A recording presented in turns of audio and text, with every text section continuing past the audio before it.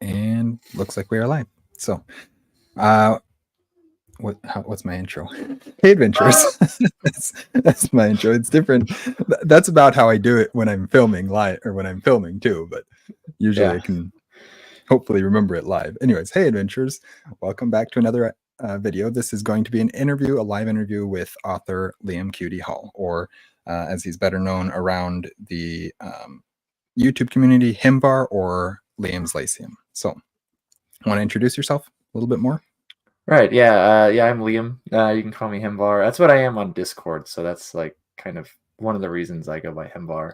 That's also kind of just a old thing that I should probably stop saying, but yeah, I'm Liam. Liam Q.D. Hall. I mostly just have the Q and D in there, in part because Tolkien had two middle initials, in part because Liam Hall is a pretty common name.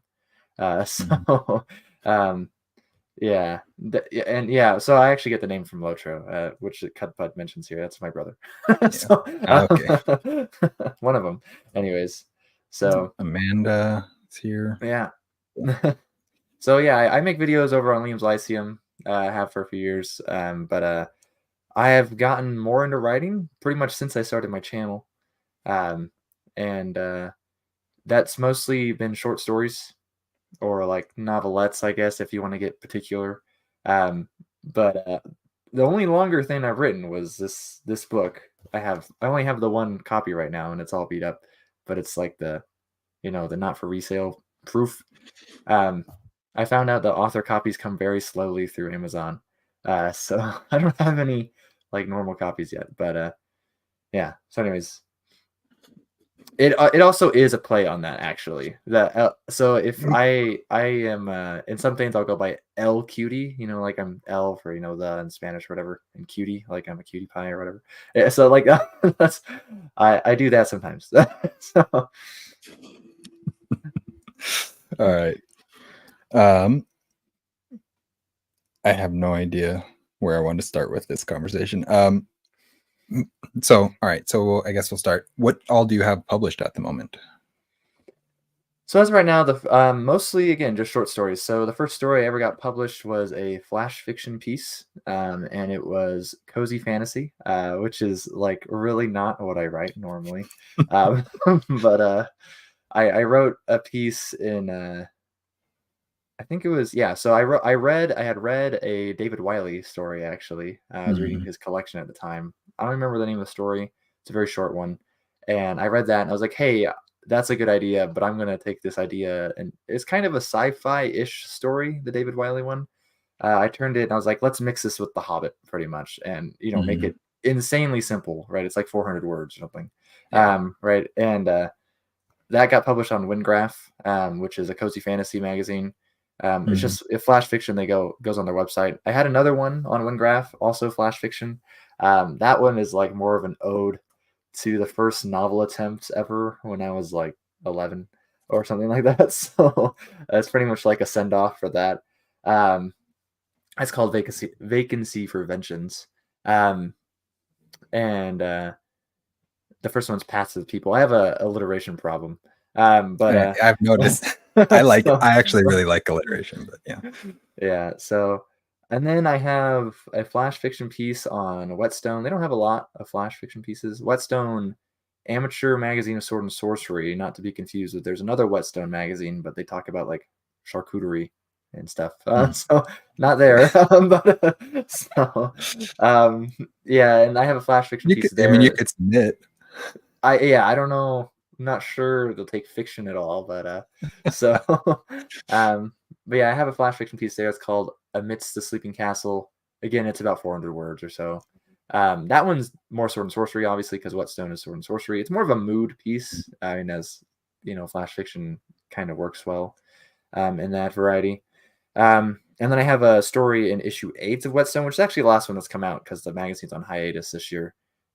So December 2023 issue, I have a story called The Love of Words, which is just kind of well, I like words, but so it's kind of an excuse on that. But yeah, I don't have a problem, Tim. I like it, actually. But The Love of Words is kind of like if you took my idea was, what if a like sorcerer like in Sword and Sorcery, was a philologist. And again, it's really short. Whetstone doesn't allow very long stories, but it's not quite flash fiction.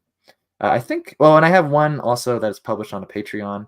I know you've read that one, T. And it's called Knife and Spear, and that's for the Weave in the Void, which is something that Tim or T.W. Anderson, Renfail, as he is known online. It's like his little world thing. Princess. Yeah, right. Yes, the bearded dwarven princess. And that's a story kind of in his world. So, but I think that's all I have published technically. I had one other story that got accepted for publication, has never came out. Contract is expired, so I don't think it will. Oh no, and I have Amaranthine Amphitheater. Well, I'm just gonna act like I meant to mention that one last. That's in that one. This is the only one that I have that I own physically so far. So I forgot about that. I just realized that I need to. Well, I got to the acknowledgments and realized that I have to buy physically Dreamer, but I was already planning to, but now I definitely have to. Oh yeah, you were mentioned back there. You are. So I am. Well, I think you are too. Yeah, you mentioned I. You say I. So. Yes. Yeah. So yeah, Amaranthine Amphitheater. That is actually a story following the same character. So I actually wrote that one in between writing this novella. I wrote this novella pretty much in 2 chunks. I wrote it. Well, I made like the first couple thousand words in July of 2022. So it's been a minute. But then I like sat on it for a few months. In September of 2022, I wrote like the first half pretty much of the novella. And then in April of 2023, I finished it. And in between that is when I wrote that short story, Amaranthine Amphitheater. So I was hoping to be able to get time to come read that one, but before the live stream, but I finished Dreamer about 4:00 my time, and so didn't quite have enough time to go read it. No. I wanted to make sure that I finished it though. It was very fresh. Yeah. Yeah, well, I hope you enjoyed it. You have Dreamer. Yeah, right. So Dreamer Awake is I didn't really set out to write a novella. I set out to. I had a story in mind, and I was like, yeah, this probably needs to be a little longer. I remember when I passed it by. So I mentioned it on the Whetstone Tavern Discord server, which is like a Sword and Sorcery focus Discord. It's actually no longer exists. They closed it at the end of August, but and I mentioned it on there, and someone was like, "Yeah, that sounds like something that would take like a whole novel," and I'm like, "Yeah, I don't want to write a novel," and so it's just like, and so if you read it, it's the Dreamer Awake is pretty lean. Like it's I don't really do anything besides move the plot along, and I move it along very swiftly, because I want to. A lot of how I write is I don't really plot that much. I guess that's what they call pantsing, but I don't really understand that word. So, but anyways, and which I shouldn't I? Anyways, I think it comes from the flying by the seat of your pants idea. I see. Okay, well that's but cool, I guess. That makes sense. But so when I get in the mood to write, I write very quickly. Hence why I wrote, in that September 22 and April 23. I pretty much wrote this novella pretty much within the span of like maybe a week or two, like of actual when I actually would sit down and write, because I'm really inconsistent in my writing. Or somewhat inconsistent in my writing. So I was like, I force it out. You can ask Tim actually, because I'm writing something with Tim right now, and we're like, hey, we finally got an idea for something, and then I just wrote all 3 of my chapters within like a couple days or whatever. And so it's like, so yeah, so it's just kind of happened, and where the idea of Dreamer Awake came from was I had watched Ghost in the Shell. That was like the key, like, yeah, Tim is slow. No, I'm joking. So anyways, but it's I was watching Ghost in the Shell, and I was like, hey, Ghost in the Shell is an anime movie, right? And I never watched it when I was younger, really, because it has nudity, which I'm not really a big fan of. But I was like, whatever, I'll just watch this because it had been recommended. It was actually recommended to me by Christopher Rocchio.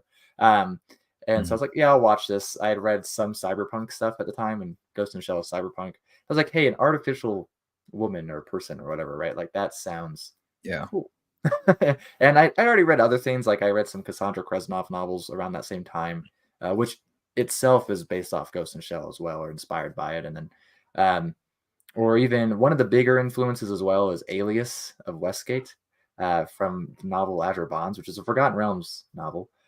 So yeah, a Golem. Yeah, that's fair. Golem, because it's fantasy, right? Right? That's like a fantasy word there, and that's not inaccurate. So in fact, I was just reading a Dying Earth book that has a lot of artificial people. So, but anyways, let's see. Yeah. Yeah. So I will acknowledge Cullen here. It's my brother Cullen. And I had been sitting on the novella for a year. I think did I not say like my brothers at least or something? The only person I recognize brothers, by name is no, I don't even recognize my dad, but I like to recognize specifically because he's always like the first pass on edits, pretty much. But yeah, Cullen pushed me to he's like, hey, I'm dumb and I published something on Amazon, KDP. And I was like, so if I'm dumb and I can do it, then you're a little less dumb, Liam, so you can do it too. And so I was like, okay, yeah, I should finally. So in April this year is when I started to finally get final edits. I went through it again myself a couple times, and I commissioned artwork around that time too. So Britt and I have three brothers. Three brothers. All right, real quick, let's jump back to this question from Matthew. Oh yeah, so I didn't realize they made one. That sounds pretty cool. It doesn't surprise me that Spatterlight would. The idea of putting well, I should look into that. I will look into that. But the main thing with putting the words into the book, that the vocabulary, I guess that you could say, that's in on show in the book, was mostly because I like words, right? I mean, if you read Vance, you read Leoness, right? And I would say Leoness doesn't have an insane vocabulary, right? No, I didn't think so. Yeah, it's pretty typical epic fantasy vocab. Maybe, I mean, it's a little Arthuriana, so maybe you'll get the archaisms, but that's decently popular in epic fantasy anyways, right? It's not extreme. Jack Vance, when he writes The Dying Earth, has a very weird vocabulary. Okay, if you ever read Dying Earth by him, and it's bonkers. Okay, and it's a very similar thing if you read Gene Wolfe's The Book of the New Sun, right? Gene Wolfe's feels very. Vance's is probably as too, right? But Wolfe's feels very purposeful, right? That he's trying to make you realize, oh, this is a weird world. You're right, pretty much, right? So, for example, he'll call a horse-like animal, we call it a destrier, right? Which is a very specific type of horse, you know what I mean? But it means horse in a sense, if you want. But it doesn't look like a horse. It's actually not a horse, this thing, right? It's very far in the future. It's not a horse, but it acts like a horse, so he calls it a destrier, right? I do that actually at one point in this book, and I can't even remember what the word is. But it's Elpend or Elpend or something. There's a few varieties of the word, and one of them, I think Elpend is elephant, and Olpend is camel. They're Old English words for those animals, but they come from the same word, actually, which is why they sound so similar. It's actually the same root of elephant. We just adopted the more Latin version later. But it describes like a bird type of thing. But you ride on it like a camel, so I'm kind of going after Wolf in that sense. But for the most part, the vocabulary is just because I like words. So I mean, same with William Morris. William Morris is a big influence, I guess, in some sense. Jack Vance, Gene Wolfe, but it's mostly just because I have a problem. So. Yeah, I like I mentioned right before we started, I was very surprised with how many words I didn't know. I could understand it by context. Within the context, I could understand what you were getting at, and there were some that I could look at the word and be like, oh, I know what this word means because I know other words or other. I mean, sometimes my Spanish comes in and helps with things, tying back to more Latin based or whatever.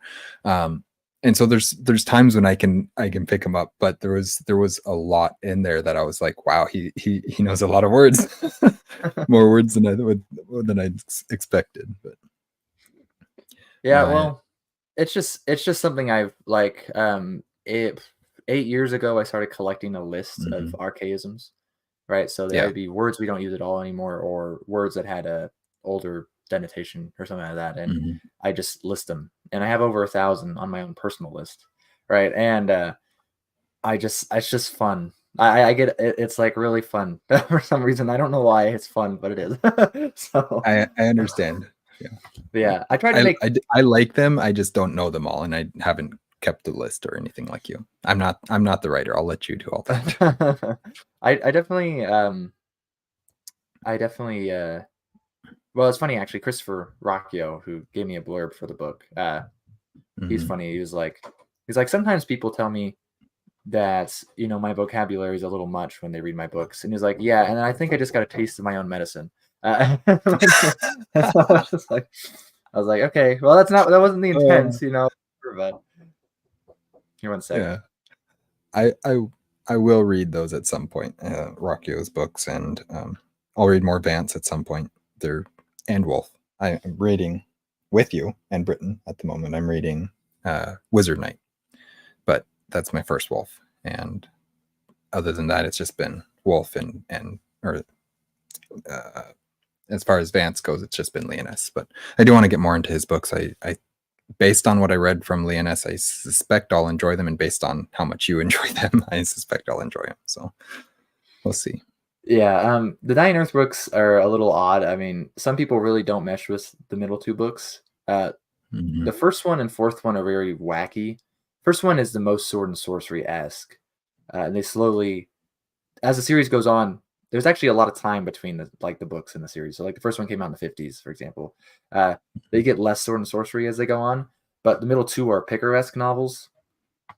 So not exactly like a good guy. He's actually hilarious. I think it's hilarious, but he's not a good guy. But yeah, no. And Wolf is just a master. Anyways, the thing I've noticed actually when we're reading the Night right now is kind of an aside, I guess, but is that it's much easier to read than some other stuff read by Wolf. So, but it still has its like. I feel like Wolf's like sneaking stuff past me, but like on the surface, it's easy enough to read. So yeah, that stuff. Let's see. Yeah, it's Matthew made up words. Okay. Oh, the Demon Prince. That's kind of cool. That's kind of nice to have, though, a lexicon or a dictionary of words from a made up language. I mean, Tolkien kind of has that to some degree, and that's very useful when you're reading beyond Lord of the Rings, but especially digging into Silmarillion. That one you need to know at least who the people are, all the names of the people. Yeah, that's for sure. Interesting. He's got his current Castle and Crusades is like Dungeons and Dragons pretty much. And yeah, okay, I don't know what he's saying exactly. But anyways, so yeah, we can put it at the back of the book. Moving on. See, Wolf doesn't do that in like Book of the New Sun, for example, because all the words he uses are real. Right? They have really odd sources. I know people generalize, they're like, oh, they're all archaic words. It's like, no, he's using like a random word that you would only speak in like the mountains of Peru. That's not archaic, but like that's just like way out there. Right? Yeah. So I do want to touch on Tim's last comment. Yeah, I wanted to come back to that too. For a second. So one of the things is that I like sword and sorcery a lot. Okay, so the book I would say is pretty firmly sword and sorcery. It's not epic. It's not about saving the world. There is no chosen one. It's about an angry woman, and it's pretty much a revenge story, right? Like if I had to do that I think it's cheesy, but if I had to do that cheesy thing where someone's like, oh, my book is like a mix of this and that, right? I'd say it's a mix of The Northman and Ghost in the Shell, pretty much, which are both movies. But anyways, so haven't watched either yet. Yeah, so the Northman is just Hamlet, but like visceral, I guess. Anyways, but sword and sorcery has a tendency to be very blood and thunder. Like if you read Conan, I love Conan. Okay, like I'm not hating on Conan or anything. And like Cole, Conan, even Cain by Carl Edward Wagner, Imaro by Charles Saunders, they're pretty much all blood and thunder, right? They're a beefy barbarian, often doesn't have a shirt on, Maybe he doesn't even have pants, right? Like he's just like he rules the day by the might of his beefy arm, pretty much, type of thing, right? And that's well and fine. I think when I read a lot of old Sword and Sorcery, when I read modern Sword and Sorcery, I'm generally that's not what I'm looking for generally, or at least I've read so much of it. I'm like, hey, look, it's another Conan-esque character. It's not like I haven't read this 1,000 times, right? Even if it's done well, right? I mean, not quite. We're not getting to the levels of like clonins, which is the term that came out probably in the 70s when Sword and Sorcery was really popular before like Shannara came out, for example, and it's just like they're really bad, right? It's like really bad pastiche of Conan, right? It's not that, right? That's not what I'm getting at, because I'm not a fan of that either, but people can like that if they want. I just wanted to do something different, right? So, and most Sword and Sorcery is also third person, so this is in first person. You definitely get more in her head. And I wanted it to be kind of about, I don't know, a little deeper in some sense. No, I don't want to say this is a deep thing, you know what I mean? But like, I wanted it to not just be about big, strong stab things, I hate to generalize the genre that way, but I mean, I love the genre, so maybe I can, but. And it's good. I have no problem with, well, I mean, obviously the stereotype for Sword and Sorcery is how did Britain put it here? Beefy manly man doing beefy manly man things, and that is the stereotype. And I don't have a problem with stereotypes a lot, because they're stereotype for a reason. There's a truth to them most of the time. And so if you're approaching writing a Dreamer Awake in that way, as this is the stereotype, I'm going to play with that, but I'm also going to step outside of that, or look at it from a different angle. And that's kind of what I feel like you did with this, because as we've established, it's a what's your character's name? Flew out of my brain. Renata, yeah, or just Ren or whatever. Yeah.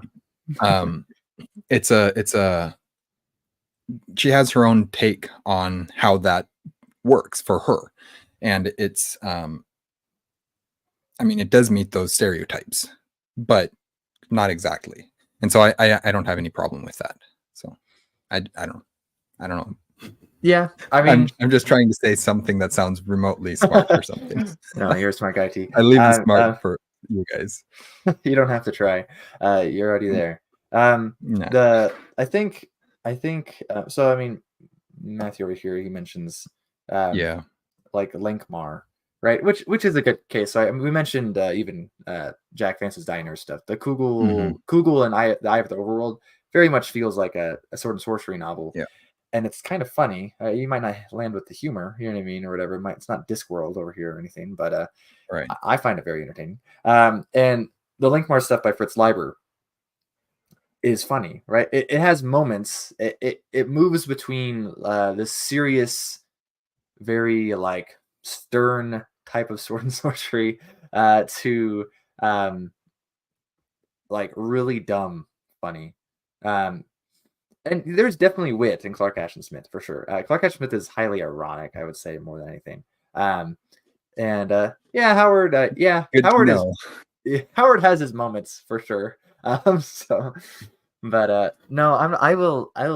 the first mention of Liber, guys. We're like 25 minutes in. Anyways, it's pretty good. And I'm a big fan of Liber, actually. And in fact, there's a certain figure in this book that is green. There's actually two green figures that are both based off of Fritz Leiber books. Yeah.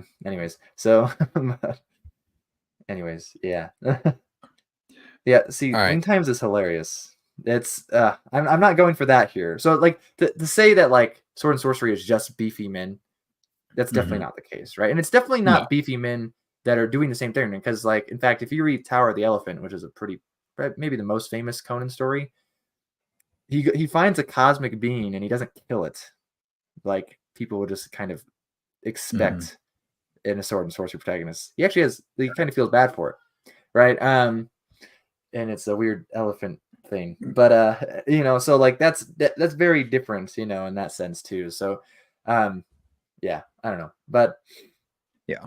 yeah, it's definitely the most popular for sure. Like I said, the stereotype, not necessarily accurate all the time, but it is there for a reason. Yeah. Yeah. Fafhrd definitely, I would say, like a spin on that stereotype. I think maybe rather purposefully, but he definitely is. Elric is like purposefully the opposite of Conan, right? Mm-hmm. He's definitely not the beefy barbarian. He's like the king, the emperor of like the most civilized nation, and he's like sickly to the point of death, right? So, and he's also a sorcerer, which Conan would never be. So, yeah. So I mean, you definitely get space in the genre, anyways. So I don't want to sit here and be like, yeah, I'm super cool and edgy, and you know, like I'm moving the genre forward. I mostly just didn't want to be a beefy barbarian type of thing. Right. Yeah. So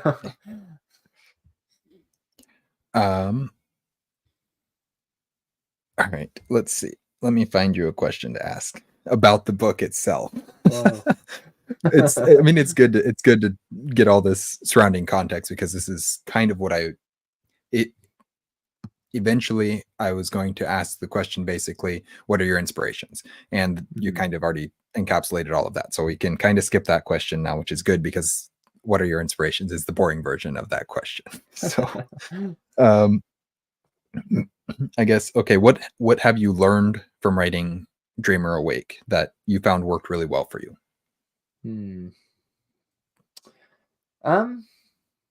Well, that it seems to work. This longer thing.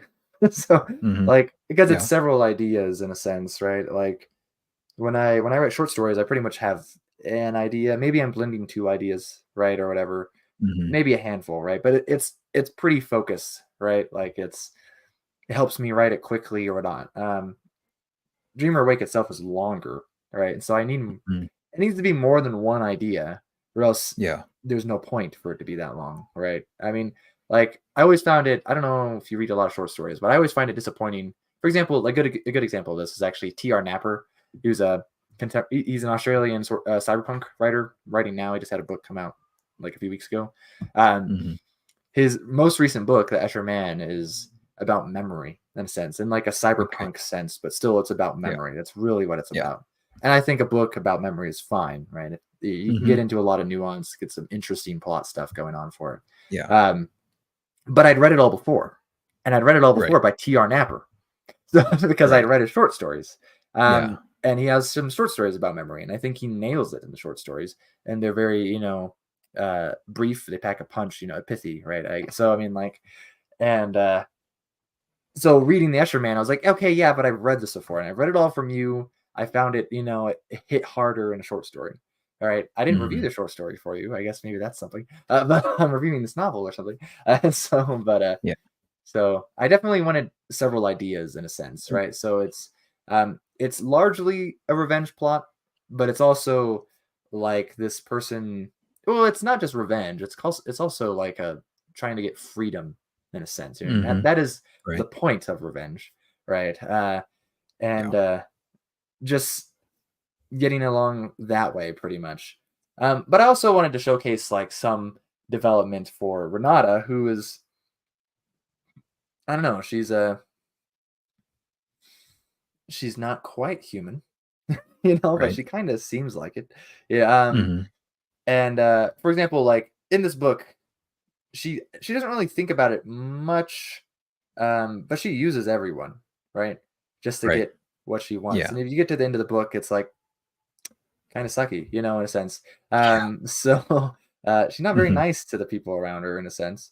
Right. But there's a little bit. So there's like that one chapter that ends is like I began to hate myself or something like that, and which is maybe my favorite ending to a chapter that I've written. Anyways, it's not like, but and I just think that showcases in some that's a sense of humanity. I feel like that, you know, someone, especially who's not a real person, needs.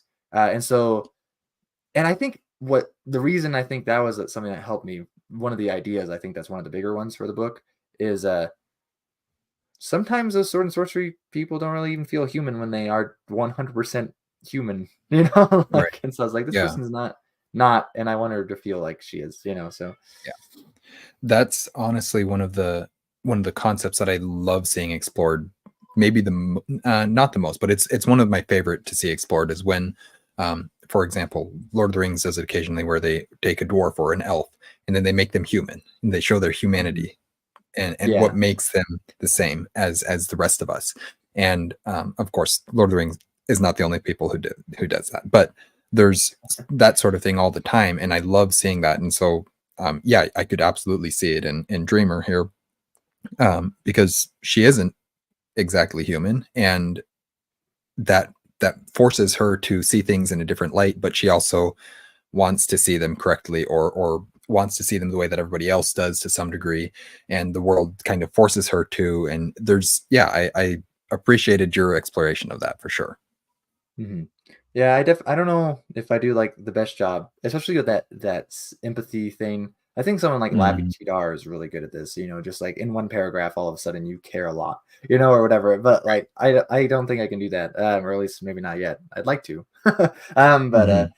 um, but yeah, I try at least. I don't know if it works for everyone. At least I do try to like. I wasn't speaking of Tolkien. Okay, maybe this is a little switch here, pivot. But I was trying to. I wasn't okay. I wasn't very consciously trying to like appeal to like an epic fantasy audience, for example. Right. Right.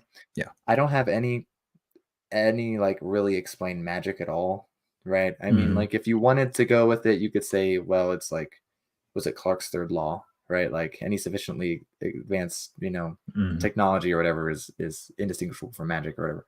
Um, Right. Paraphrasing there because I'm not sure that's the quote. But anyways, Mm. and Mm. so that's pretty much it, right? I don't go the hard magic route because I don't care that much for hard magic, which I Mhm. guess you could say is me having a point on genre today or something. But anyways, but I actually have that one moment of there's an elf and there's a dwarf in the book, and it's mostly just Mhm. a gag. I think at least that's how I viewed it. Right? It's not that's not what they're normally called, but like Right. the derogatory terms for them are elf and dwarf, and I was just like, hey, we'll Mhm. have like a little nod or something, to fantasy as a genre in itself or whatever. Not important all that much to the well, it moves the plot along, but and in the grand scheme Yeah. of things, it's not that important. So Right. Yeah. Um, let's see.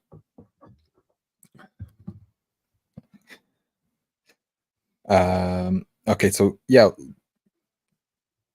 do you want to talk a little bit more about your writing process? I know you mentioned that you basically wrote it very quickly in like 2 weeks total and all that kind of stuff. But do you want to like talk about your writing process, how you, um, I don't know, get in the mood to write, or anything like that, or where you come up with ideas, or Mhm. your um, Yeah. process for plotting, or anything like that? Right. Yeah. So I'm pretty much will gladly say that I'm Dr. Frankenstein. Like I have no problem. Yeah, I'll write on my cell phone, but I mean, I have no problem taking from things. So pretty much what gets me inspired to write is, well, one, not being depressed, I guess in general, but um, and um, reading and experiencing good things, right? Like Mhm. I really like the Northman movie. I really like it, and so like in part, a lot of the plot is from the Northman, and a little bit from like Azure Bonds, which is one of my favorite Forgotten Realms novels, and I love The Ghost in the Shell, right? But I also love little things, right? Like the title of the book itself is actually from a poem, right? And that poem is my favorite Clark Ashton Smith poem. Okay, Clark Ashton Smith was mentioned here earlier, and Mhm. he's a fantastic poet. And that poem is called Amathane, actually. But it has these bold words at the very end of the poem. It's like "Dreamer awake," right? And I was like, "Oh my god!" Like the first time I read that, I got chills. I was like, "Wow, that's awesome!" And I was like, "Wait a second, this works," for this Mhm. kind of book I want to write or whatever. I Yeah. actually one of the beta readers told me that Dreamer Awake didn't really make any sense to them as a title, and they're like, maybe you should change it to something else. And I was like, maybe I could, and so I changed it for a minute there in the draft, and I was like, no, these all suck. I'm going back to Dreamer Awake. I like it wasn't just those words itself and from the poem, but also like and this is a small piece of inspiration in some senses. I'm a big fan of Liber, as mentioned before, but Gather Yeah. Darkness by Liber I like punctuation in a title if you can get it in there. And Mm-hmm. Gather Darkness, Dream or Wake, they both have 2 pieces of punctuation because Gather Darkness is the same thing. It's Gather, comma Darkness, exclamation point, right? Which I always just thought was cool. And that's a great novel, by the way. It's got a Jedi lightsaber duel pretty much going on. Came out in 1944 though, so Wow. yeah. So as an awesome novel, but anyways, that's more of an aside. So, but it's stuff like that, right? Like I'm just like I want to showcase something, right? So it's funny because it'll even be something simple. Like there is a mistake in this book, right? It's not like you will, if you, maybe there's a slight spoiler, but it doesn't really matter. Britt mentioned it's kind of science fantasy. If you pick it up, you'll notice it's actually our world, just in the far future. Yeah. It's not our planet, I can tell you that, but it's our world, like it's our universe. And and so there's actually some things, like I think, is it Sisyphus is mentioned? It's been a minute since I've read it actually. Some Greek figure is mentioned. But there's one point where it mentions like the Song of Roland. But it's indirectly, it doesn't mention the Song of Roland, you know what I mean? It mentions the swords, Durendal, all right, which is Roland's sword. But you have Roland and Oliver, right, in the Song of Roland, and Oliver's sword is Haute-Eclair. I don't mention Durendal and Haute-Eclair. I mention Durendal and Cortana, which is not even a French sword; it's an English sword. I'm a big Halo fan, though, and Cortana is also a character in Halo. And so I was like, "Yeah, that's what I was wondering. This is totally not correct history, but you know, it's way in the future. It doesn't have to be correct, you know? Right? I mean? I'm waiting for someone to be like, "Yeah, he got his swords wrong at the the Battle of Runsumble Pass or whatever," and I'm just like, "Yeah, no." That's on purpose. But yeah, so it's like that. Like I like Halo, so I was like, I'm gonna put Cortana here, and it's the name of a sword, an actual sword too. It's normally called Cortana, but still. Anyways, so it's just stuff like that, right? No, like that pushes me to like to write, like actually write. Like I want to take these tiny bits, like, and then I'll write. And like I said, it's kind of forced out, and so I'll write on my cell phone because I feel like I have to. You know, like I'm like I got to get the story out. I prefer to write it on my computer, Tim. But I will write myself.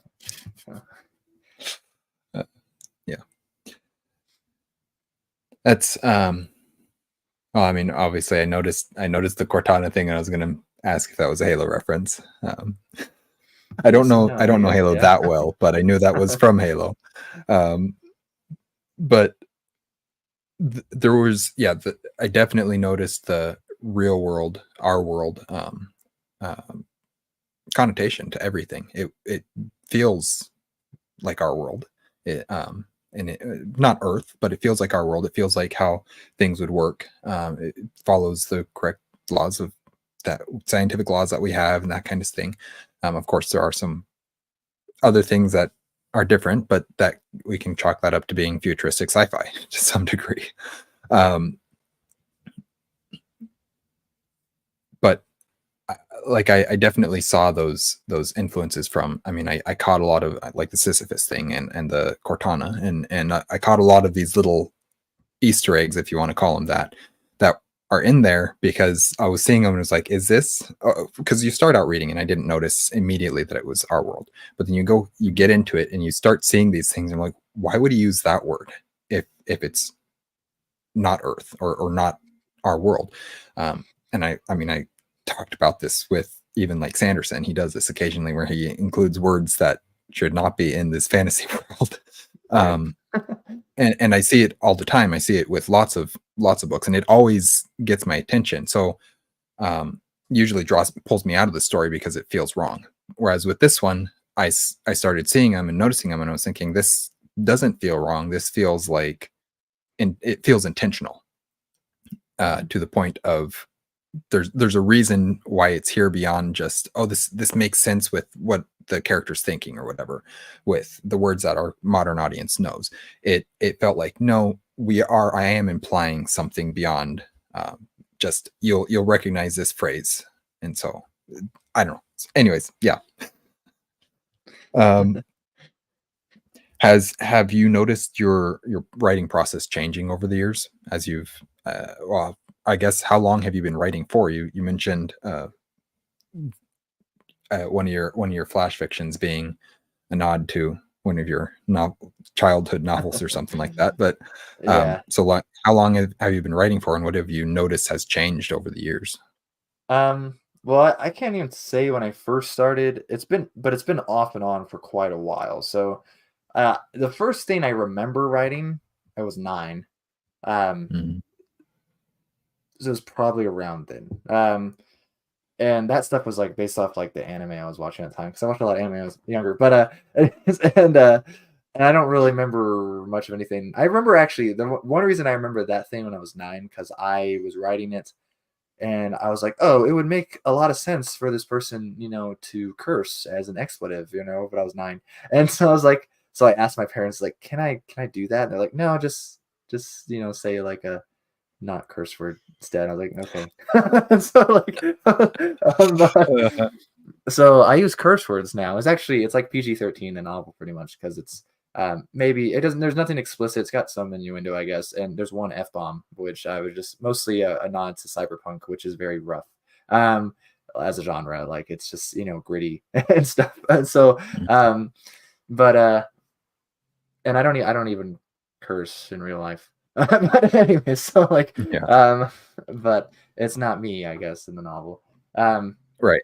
and so, um, I guess mostly the writing stuff has changed because of what I've read. Well, I mentioned already that yes, I know it's crazy written. In fact, my wife has read some of this.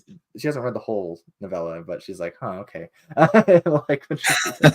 I was like, yeah, I don't Uh-huh. know. I don't think I'd give this to my mother-in-law, but if she really wants to read it, I Yeah. guess. But like, so If she really wants um, to read it, she can buy it, but she did buy a copy, but I'm kind of okay. like scared if she reads it.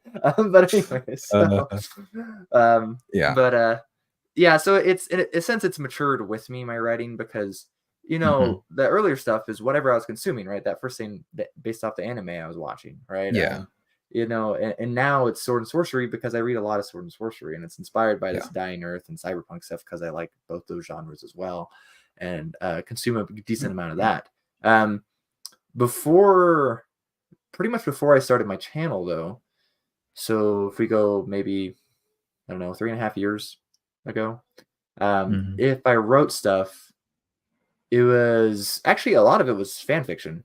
Um, and not like romance fan fiction that people Right. default to thinking. But and Well, my so my default is Star Wars fan fiction, so okay, see, well, it was something like that. It was yeah.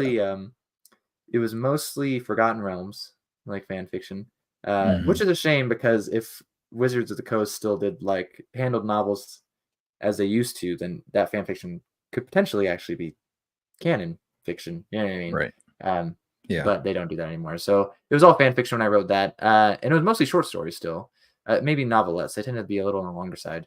And I also wrote some fan fiction for the Saga of Leucemia, which is uh, the bearded dwarven princess's game that he was working on for like 8 years. That's Mhm. how I got. That's how I know Tim actually is. In 2014, he started working on this game that he got kicked off of in like 2022.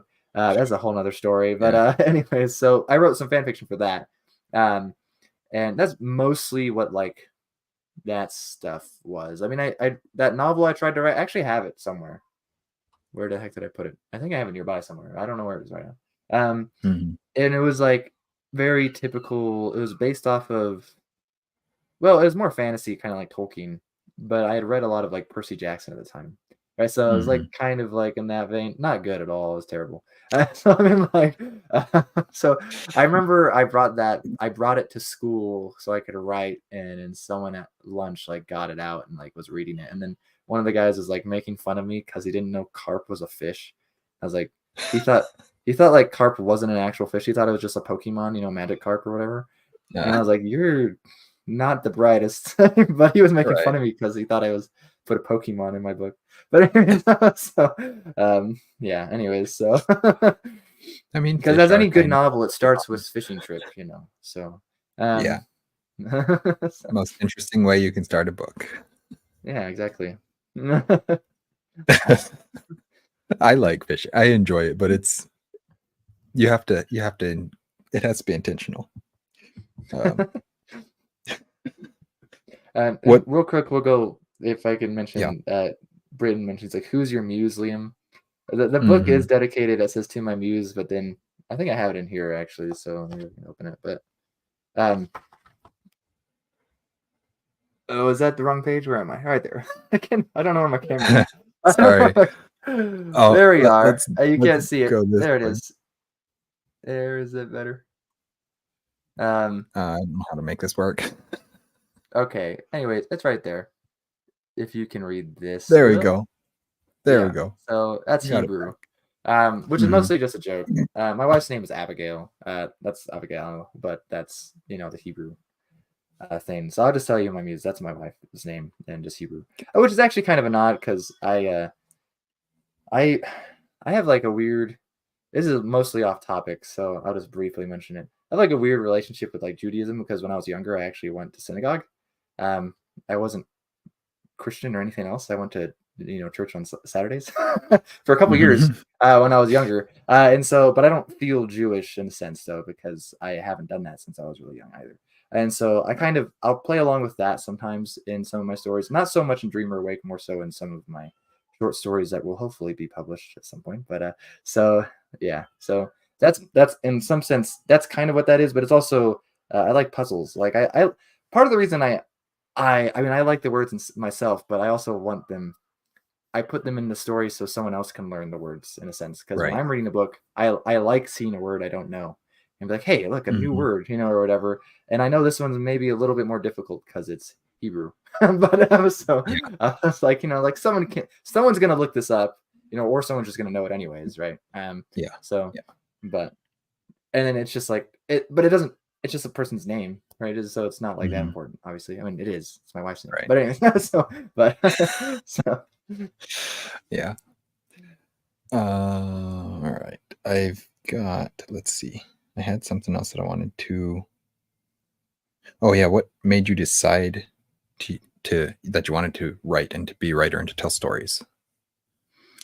Where did that come from? I think that's just because I'm human. No, Right.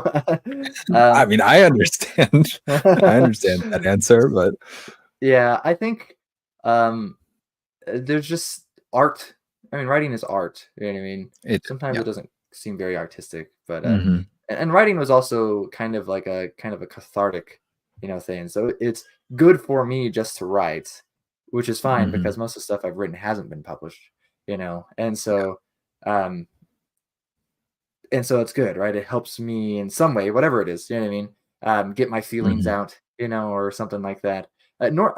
Often besides just besides just reading good stuff or watching good things, I'm like, hey, I want to kind of take a part of that and mess with it or whatever. It's sometimes just events that happen, like Mm-hmm. one of my short stories I've written, which has not been published, but it was written in part because Ed Greenwood's wife passed away.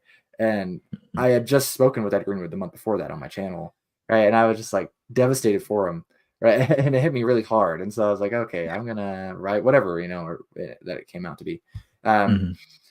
So yeah, it's writing in particular because I just I like reading. So Yeah. like I'm not like musically talented like at all, so it's not gonna be music.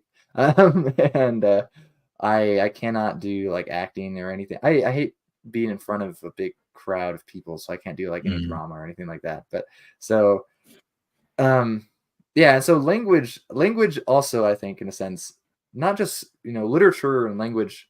I'd argue they're both arts. I mean, language is not a fine art, obviously, and literature is, but and before and a lot of actually I forgot to mention actually, the first thing I ever had published was a poem. So I like poetry too, and I think poetry and language intermix a lot. Poetry is kind of a middle between I feel like language inherent like just itself and literature.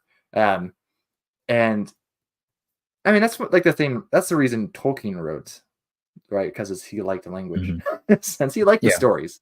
You know what I mean? Like, he liked all of Right. it. You know what I mean? But like he liked language. It's like that was his thing, right? Like Yeah. very much so, right? And it's I mean, I'm going to school to be a philologist, which is the same thing Tolkien was, right? Cool. And so yeah, I just the Yeah. language definitely, um, yeah. So What about that one? Have you thought about writing in Dying Earth at all?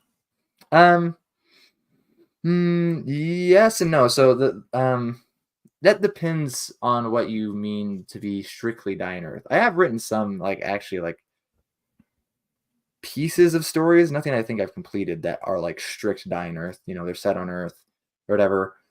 In my mind, the world I made for Dreamer Awake, I actually had made before I wrote Dreamer Awake, but for other stories. Mhm. I've written a lot in this world, but not much is published in it yet. And I was heavily inspired by Dying Earth stuff. The only reason that, yeah, so Dying Earth, like Britain says, is kind of a good descriptor for it. The big thing that makes it not, I guess, Dying Earth, if you want to be, particular about it, is the sun is not about to burn out. Right. That's because it's a white dwarf star, so it's never going to supernova anyways, or nova anyways. It's just gonna sizzle, like after a really long period of time, right? Like white dwarfs take probably trillions of years. I mean, they last so long, we don't know. So, Right. and so like, it's Dying Earth in that sense. Really far future. Earth at the present time is probably in a Dying Earth moment, but you don't get Earth, so it's fine, I guess, in a sense. Right. So like, Yeah. but definitely inspired by a lot of Dying Earth too. Like on the back cover, I mentioned Sword and Sorcery and Cyberpunk, but it's definitely inspired by Dying Earth as well. Mhm. So Yeah. and it definitely does share some DNA with Sword and Sorcery. Has a little bit more like entropy is a bigger theme in Dying Earth, Right. but yeah, Yeah. Um, I'll give you the opportunity if you want to talk about this. You're welcome to. But um, I can briefly mention, I guess that's like I grew up and I wasn't so when I was really really young. This is off topic, but when I was really really young, like I was my parents didn't make us go to church at all. We did not go to church. But my parents had both grown up Christian. One was Methodist, one was Lutheran, and then they decided that religion was good for the children, pretty much. But my dad at that point was an atheist, and so he didn't want to go to a Christian church. And Judaism at this point is largely cultural. Okay, like you can Mhm. be pretty much a practicing Jew and not actually believe in God. A lot of it's motions in a sense these days, Right. right? Yeah. And so he was like, "Hey, that's an option, I guess." So that's what we did. So um, and we did that for a couple of years, like I mentioned. I was probably about 4 to 6 or so when we were actively going to synagogue. But we celebrated like Hanukkah and like Passover longer than that. Um, and I mean, I even did the Law of Moses thing. Like I grew up on turkey bacon.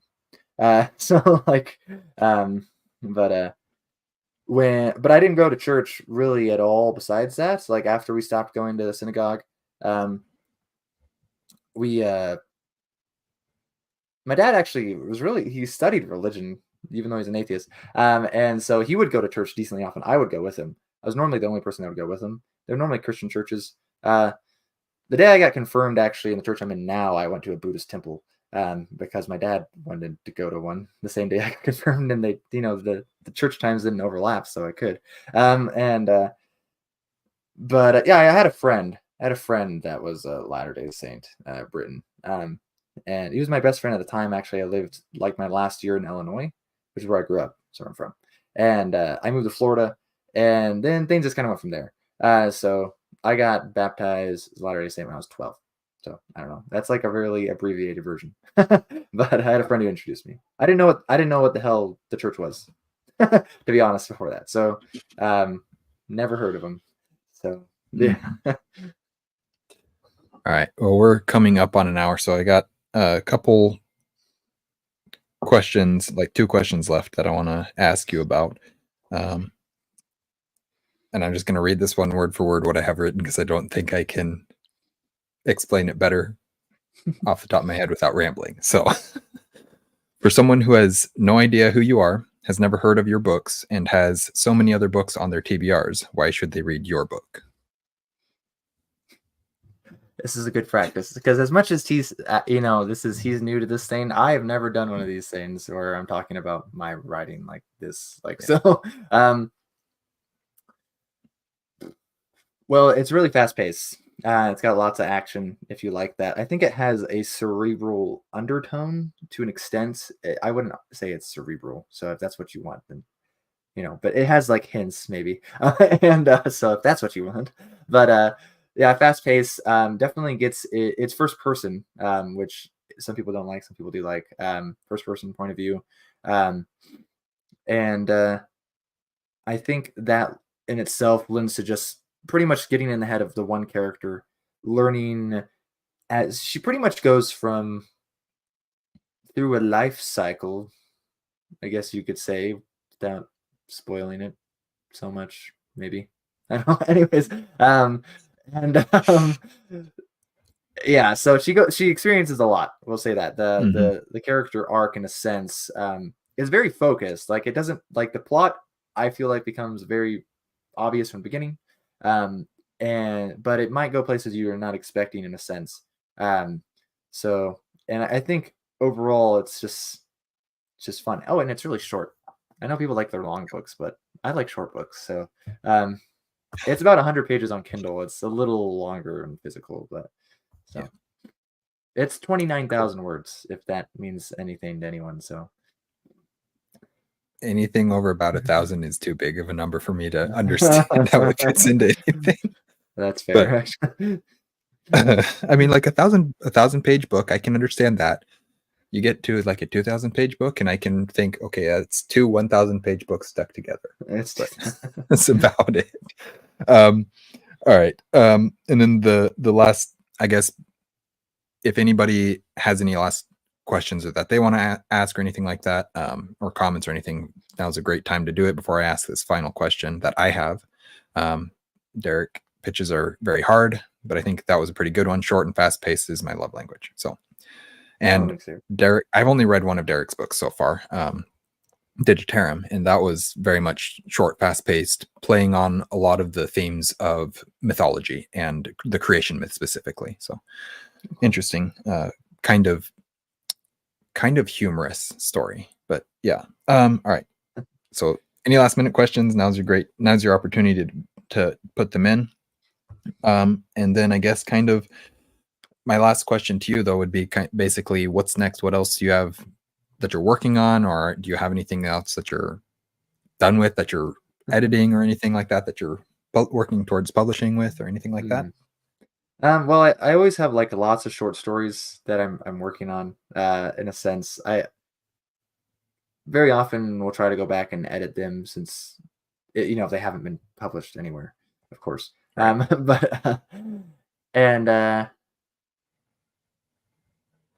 am working on a novella that will potentially be published by a small press.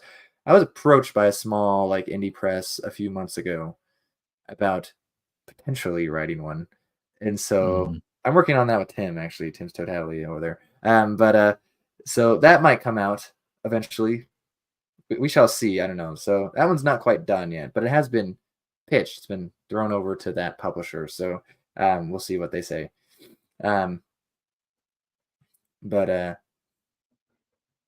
mean too. So Liam Q.D. Hall.com that you can check out my newest stuff as well. So yeah, so yeah, working on lots of short stories. Like there's a short story I wrote last week, which I haven't edited at all. So I need to go back and edit that. It's in the same world as Dreamer Awake, but doesn't deal with any of the same characters. So, but it's actually more of like just like more D&D-esque fantasy story, that one. But yeah.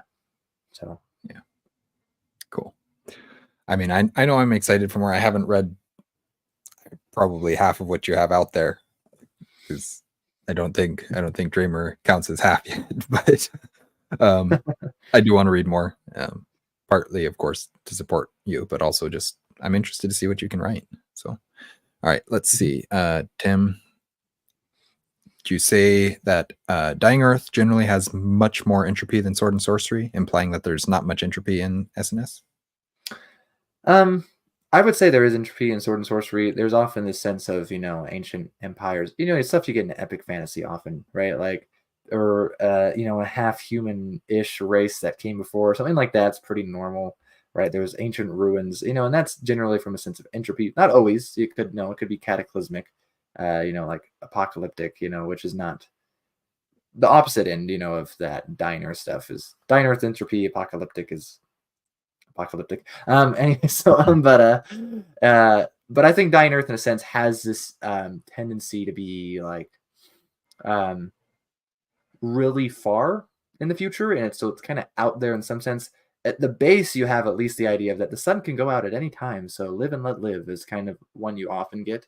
It's like YOLO, okay, who cares, right? Or something like that. Anyway, I hate the word YOLO. Anyways, why did I say that? Anyway, so there's I think the dying earth stuff can also be just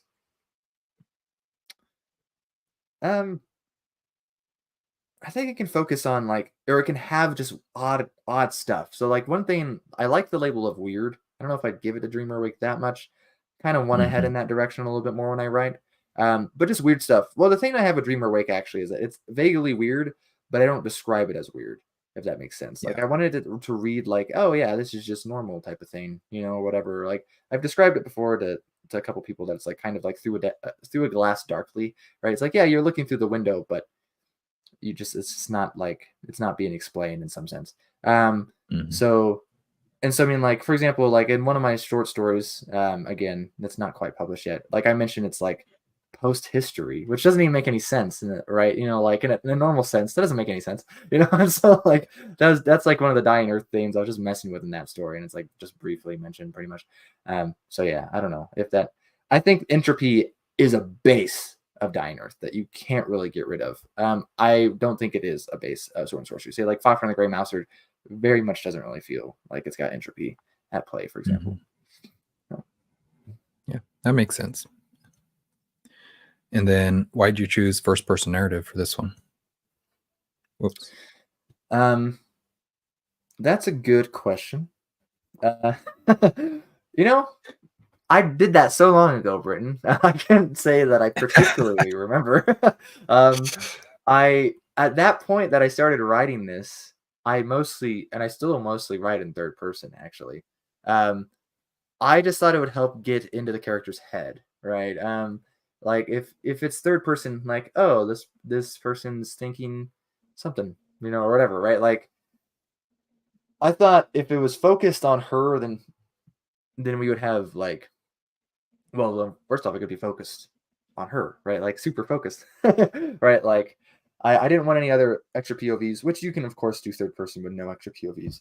But I wanted it to like laser focus on her in a sense, and she's like pretty much like super selfish in that sense, and I think that just helped me get the story out, right? It's all about her. That's all the story is in a sense, right? Like the rest of the characters, they're there, you know what I mean? But as far as she's concerned, I would say they don't matter, and so for me, they don't matter either. Anyway, so but I think the first person is fine, and sometimes I feel like it helps me read a little quicker. Depends, but so and also okay, I think one thing that might have influenced it, and maybe this is at the time I started it, I was reading a lot of Book of the New Sun because I had just finished it, and I was reading Sun Eater by Christopher Accio. I was like in the middle of the series at that point, and those are both in first person. So yeah.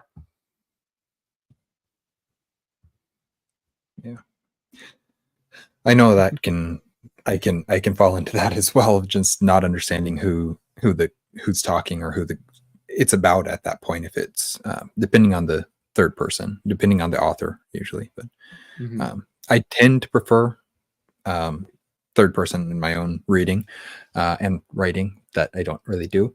But I like the choice for Dreamer Awake to be first person, and like you mentioned, specifically, I like it because you wanted it to be laser focused on the character, and I feel like that really helped with that. That it felt intentional, it felt very, very intentional, the first person there. So I wasn't planning this, but I'm gonna do one last question as a way of closing us out, and I think I'm going to start doing this with all of my future author interviews, and that is recommend a book. Ooh.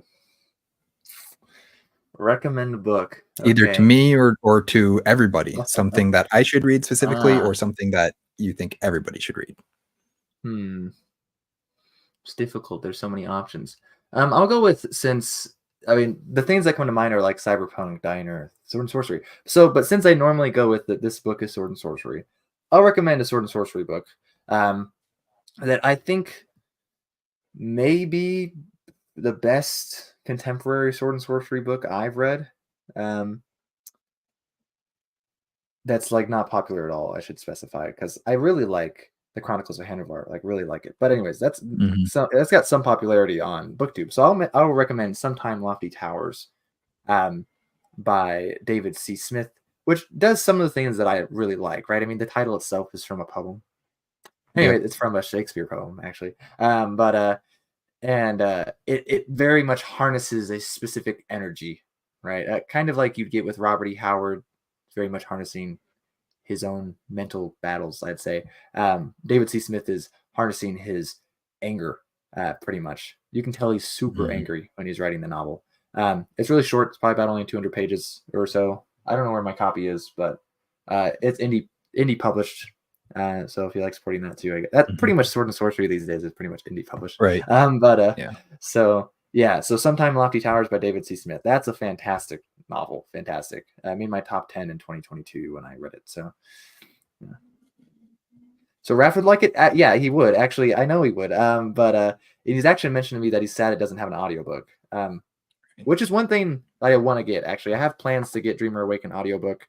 Especially in the Mhm. sword and sorcery community, audiobooks are really not popular, and I don't want Yeah. that to be the case here. That I seems so just, weird to me. yeah. They're I so mean, useful.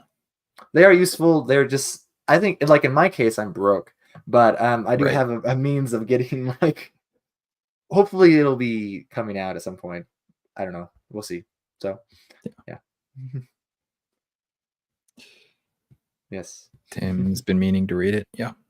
Yeah. Yes. Um, I mean, I knew as soon as I started talking to Liam, whatever, 3.5 years ago or whatever, when you first started watching my channel and then you started your own, I knew that if I were to get into sword and sorcery, it would be your fault. I just didn't realize it would be literally your fault.